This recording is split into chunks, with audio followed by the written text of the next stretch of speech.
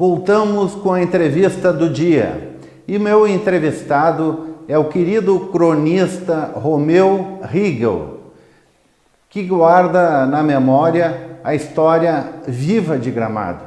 Eu procurei o professor Romeu exatamente para ele comentar a pandemia, a crise econômica e o que essa crise, professor Romeu, guarda com outras do passado. Prazer em tê-lo no programa.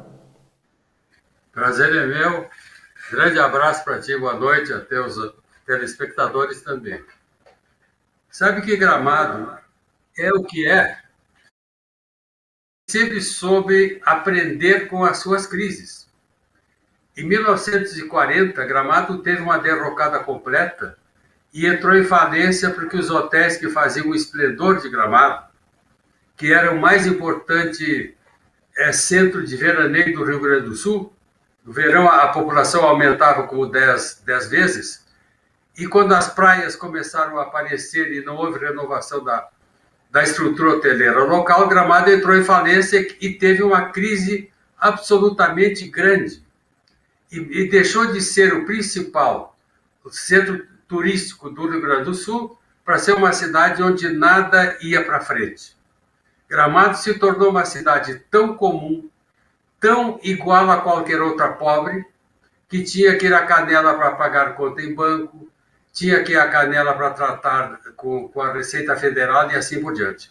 Gramado teve, então, uma crise extraordinária e que nós avaliamos com muitas vezes emoção, porque a minha avó e meu avô tinham um hotel, Hotel Fish, e a minha irmã mais velha perguntou para a minha avó, por que o hotel fechou? E a minha avó, segundo a minha irmã, com a fisionomia mais triste que ela viu, disse assim, mente, os veranistas não vieram mais. E esta foi definitivamente, Ângelo, a maior crise pela qual Gramado passou. Professor Romeu Rigel, e qual foi a lição que Gramado teve com as crises no último século? As crises são como as pessoas. Tem gente que, quando é criticada, fica brava. Outras pessoas, quando são criticadas, aprendem. E Gramado sempre aprendeu com as crises e, ao longo do tempo, confirmou que as crises são os momentos mais ricos das pessoas e das instituições. Gramado teve uma fase absolutamente obscura, medíocre, até o momento que foi proclamada a sua independência política. Dali por diante, tudo que tinha sido de bom no primeiro apogeu foi acordado, inventaram a Festa das Hortênsias, logo depois, um pouco adiante, o Festival do Cinema, e todo aquele orgulho telúrico que fez de Gramado ser imenso naquela primeira fase, se acordou nesse momento. E aí, tudo que se fez em Gramado foi de recuperar o prestígio anterior. Isto foi conseguido.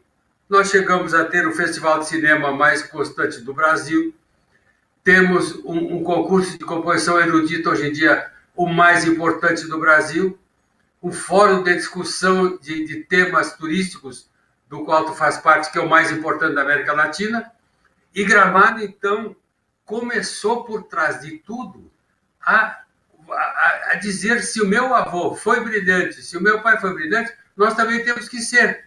E vamos construir uma cidade nessa dimensão. Se apoiar em duas coisas, em qualidade e vaidade. Vaidade para conseguir o que é de melhor. Então, Gramado, com aquela primeira crise, aprendeu a se reconstruir. E se tornou, o que todo mundo diz, e eu canso de repetir, se tornou a maior pequena cidade do Brasil. Isto foi um aprendizado da primeira crise que nós tivemos.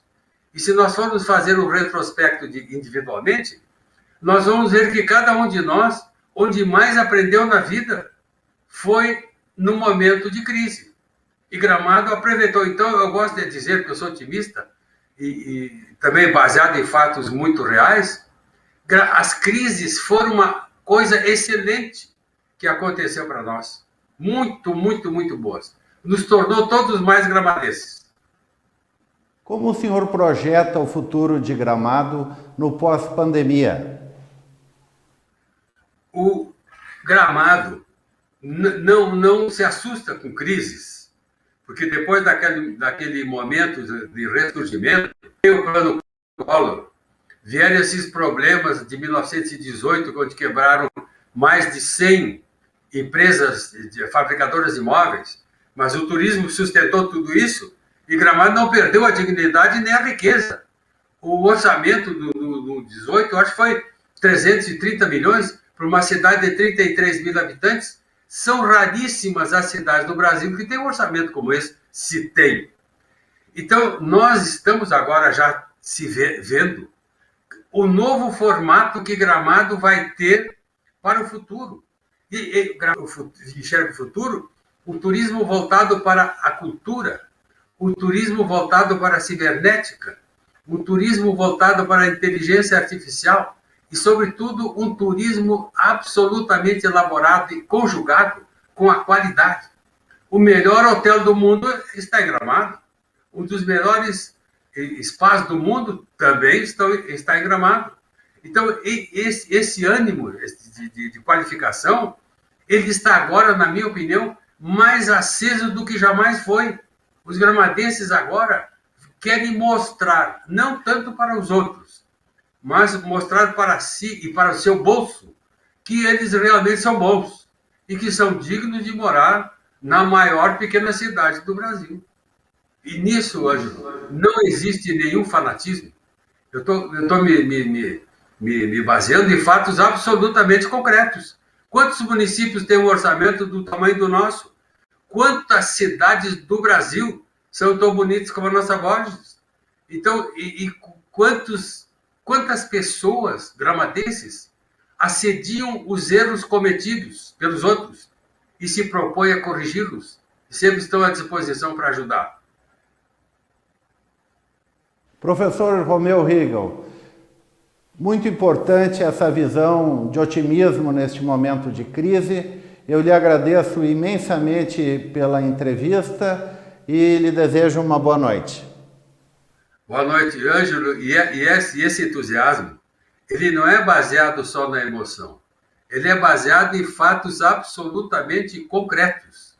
Coisas que Gramado construiu e que outras cidades não construíram. Não somos melhores que ninguém, mas somos diferentes e somos definitivamente um povo competente e entusiasmado pela sua terra. Muito obrigado. Professor Romeu Rigel, cronista importante de Gramado, historiador de Gramado, só fazer uma pequena observação. Ele me chama de Ângelo, que é meu primeiro nome, porque ele me conhece desde pequeno e é amigo da família. Mas um grande gramadense, uma pessoa extraordinária que nós devemos sempre aplaudir. Este foi o programa Gramado Notícias, que volta amanhã. Boa noite. Gramado Notícias. Oferecimento Sicredi, onde o dinheiro rende um mundo melhor. E claro, você merece o novo.